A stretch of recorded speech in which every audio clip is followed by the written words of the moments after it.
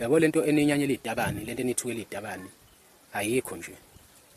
Ayikho, bekufanele nibheke esinye isizathu nina, hayi indaba ukuthi izitabane nithi ninyanyela ukuthi zixhaphaza imvunulo yamaZulu.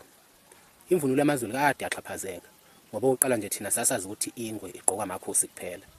Kodwa kuhambe kwahamba sabona nombani nje segqoka ingwe, utho ugqoka imbatha lengwe mayisuke evunule. Kwangagcina futhi lapho kwadlulela futhi lapho sabona sekwabantu besifazane ke manje naba sebethi mabegqoka imvunulo begqoka imvunulo abantu besilisa, uthola ukuthi bagqoke ngisho amabheshu, ngisho imqhele, ikakhulukazi laba nje abacula umaskandi. Nakhona futhi nayithulela akaze niyilwise lento leyo, akaze nikhombise ukuthi aniyithandi. Kodwa mase sekuyizitabane futhi manje seniyaqala manje niyayilwisa manje ngenxa yemvunulo nje kuphela. Yini ningabheki indlela enizolwa ngayo nezitabane mawukuthi ngempela ayifunakali? Kungabe ukuthi ngempela nina nizothi ingenxa yemvunulo. Imvunulo ayenzile lutho imvunulo. Izizathu nje semvunulo sona izizathu esiwiki, sona izizathu esingekho ngempela. Mangakhulunywa ngezizathu nje ngempela engafanele ngabe nayisebenzisa.